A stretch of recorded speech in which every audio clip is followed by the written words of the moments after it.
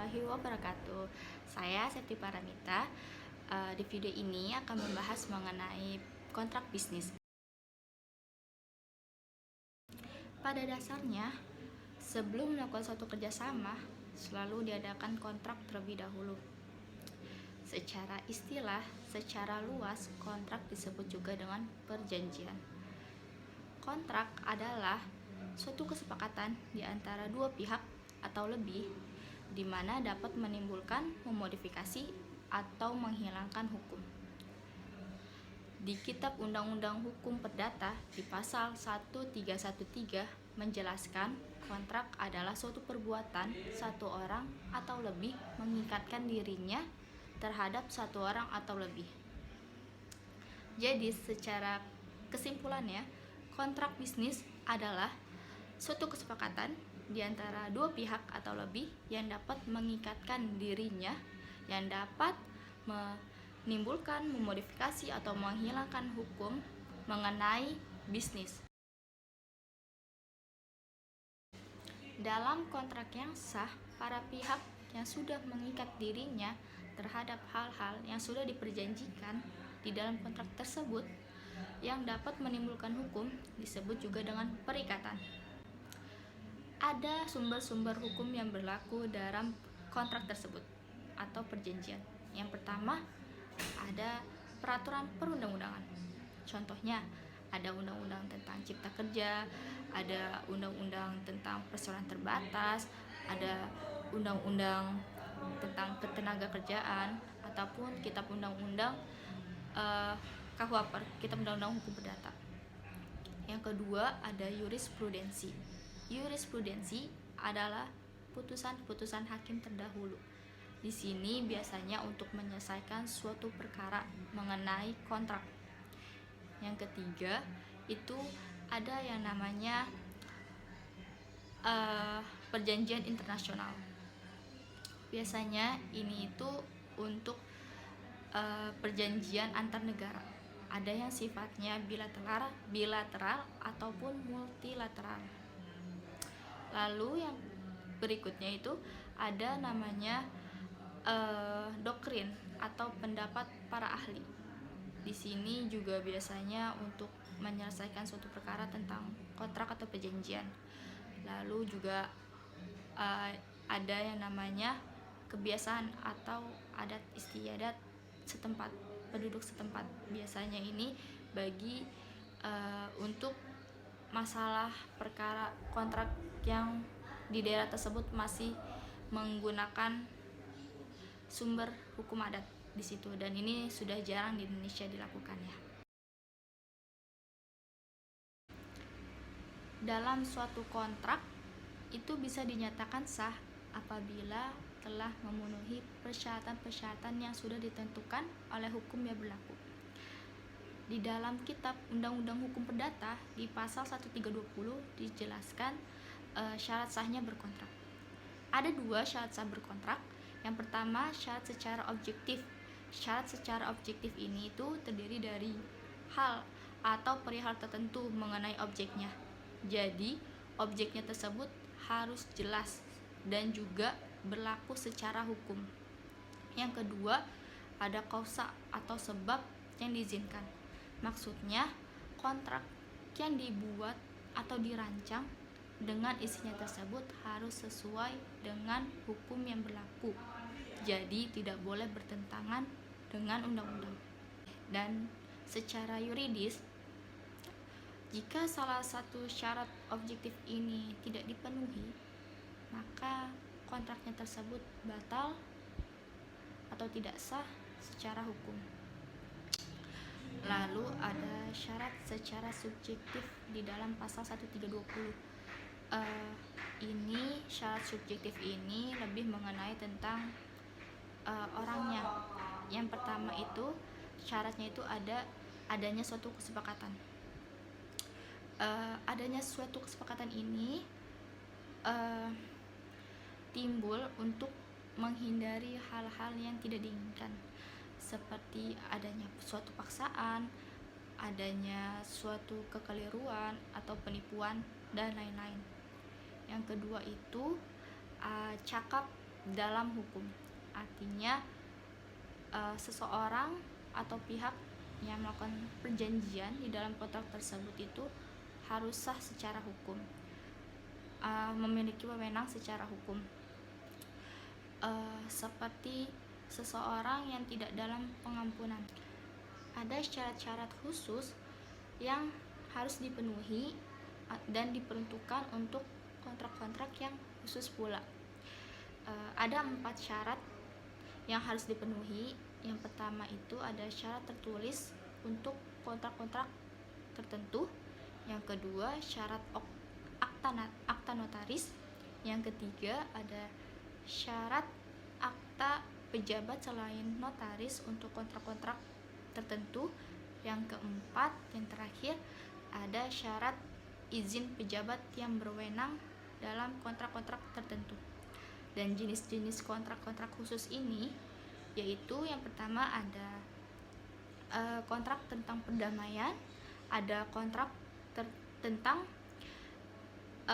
penghibahan, ada kontrak tentang penanggungan, dan terakhir ada kontrak tentang jual beli tanah. Di dalam hukum bisnis, kontrak atau perjanjian juga mempunyai asas, dan asas ini sebagai acuan dijalankannya kontrak dalam bisnis. Asas-asas tersebut itu disebutkan. Yang pertama ada asas personality atau asas kepribadian. Yang kedua ada asas kebebasan dalam berkontrak. Yang ketiga ada asas konsensualisme. Yang keempat ada asas fakta servanda, dan yang kelima ada asas obligator. Yang pertama ada asas kepribadian atau personality. Asas kepribadian itu artinya asas tersebut menyatakan bahwa seseorang itu hanya boleh membuat perjanjian untuk dirinya sendiri. Jadi perjanjian tersebut itu mengikat dirinya sendiri, bukan pihak orang lain. Yang kedua, kebebasan dalam berkontrak. Kebebasan dalam berkontrak ini artinya seseorang itu bebas mau membuat atau tidak membuat kontrak tersebut, ataupun bebas menentukan isi dalam kontrak tersebut. Namun kebebasan dalam berkontrak ini sifatnya tidak mutlak, jadi ada batasan-batasannya. Yang pertama, tidak melanggar aturan perundang-undangan.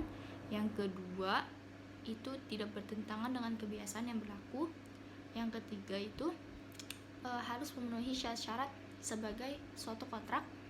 Yang keempat itu harus memenuhi itikat baik dan tidak melanggar kesusilaan. Ada asas fakta servanda. Asas fakta servanda artinya itu suatu perjanjian atau kontrak yang sudah dibuat secara sah, maka kontrak tersebut berlaku sebagai undang-undang bagi para pihak yang membuatnya. Jadi para pihak wajib melaksanakan dan mengikuti aturan dalam kontrak tersebut. Keempat, asas konsensualisme atau kesepakatan. Artinya kontrak tersebut dapat dikatakan sah dan mengikat para pihak ketika sudah tercapai kata sepakat dan juga memenuhi syarat-syarat yang lainnya. Lalu yang kelima ada asas obligator. Jadi asas ini memiliki arti bahwa kontrak yang sah dan sudah mengikat para pihak itu hanya sebatas menimbulkan hak dan kewajiban para pihak saja. Dalam suatu kontrak atau perjanjian ada istilah yang namanya prestasi dan non prestasi. Prestasi adalah sesuatu hal yang harus dikerjakan dan dilaksanakan oleh kedua belah pihak setelah melakukan suatu perjanjian. Non prestasi adalah kebalikan dari prestasi. Prestasi adalah salah satu pihak tidak menjalankan atau tidak melaksanakan kewajibannya yang seharusnya dilaksanakan dalam perjanjian tersebut. Ada beberapa dampak yang terjadi apabila adanya prestasi yang biasanya dilakukan oleh debitur. Yang pertama, mengganti kerugian yang diderita oleh pihak lain, yaitu ganti rugi. Yang kedua, adanya peralihan risiko dari kreditur ke debitur. Lalu yang ketiga, adanya pembatalan kontrak. Yang keempat, membayar biaya perkara jika sudah sampai ke pengadilan. Ada istilah lain dalam suatu perjanjian atau kontrak, namanya force majeure. Force majeure artinya memaksa. Force majeure adalah suatu keadaan di mana salah satu pihak, biasanya debitur, itu terhalang melakukan suatu prestasi atau kewajibannya karena keadaan yang tak terduga. Force majeure terbagi menjadi dua. Ada yang namanya force majeure secara mutlak, dan yang kedua force majeure yang secara relatif. Contoh force majeure secara mutlak itu bencana alam seperti longsor, tsunami, banjir, gempa bumi, dan lain-lain. Contoh force majeure secara relatif, misalkan krisis ekonomi sehingga mengakibatkan produksi barang tersebut dihentikan, atau misalkan terjadinya harga tinggi karena adanya perubahan regulasi dari pemerintah. Istilah dalam bisnis ada yang namanya ganti rugi. Ganti rugi biasanya disebabkan karena salah satu pihak lalai dalam melaksanakan prestasi. Ada beberapa bentuk ganti rugi yang timbul akibat terjadinya prestasi. Yang pertama, ada yang namanya ganti rugi dalam kontrak. Artinya jenis dan besarnya ganti rugi ditentukan atau sudah disebutkan dalam kontrak, tidak boleh dilebihi ataupun dikurangi. Yang kedua, ada namanya ganti rugi ekspektasi.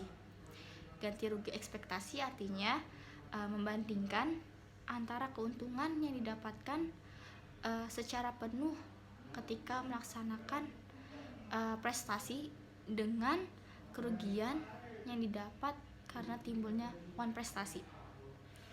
Yang ketiga, ada namanya ganti rugi pergantian biaya. Artinya ganti rugi tersebut dibayarkan dengan sejumlah biaya-biaya yang sudah dikeluarkan oleh pihak yang dirugikan dalam hubungan kontrak tersebut. Yang keempat, ada yang namanya ganti rugi restitusi. Artinya bahwa mengembalikan barang atau manfaat yang diterima oleh pihak yang melakukan prestasi, di mana barang tersebut diterima karena pihak lain yang melakukan prestasi. Yang kelima, ada namanya quantum meruit. Artinya hampir sama dengan restitusi, perbedaannya jika restitusi itu dikembalikan barang atau manfaatnya, maka quantum meruit ini itu dikembalikan nilainya. Yang keenam yaitu pelaksanaan kontrak. Jadi pihak yang melakukan prestasi itu oleh hukum dipaksa untuk melaksanakan prestasi. Mungkin itu saja yang dapat disampaikan di video kali ini. Materinya mengenai perjanjian bisnis atau kontrak bisnis. Wassalamualaikum warahmatullahi wabarakatuh.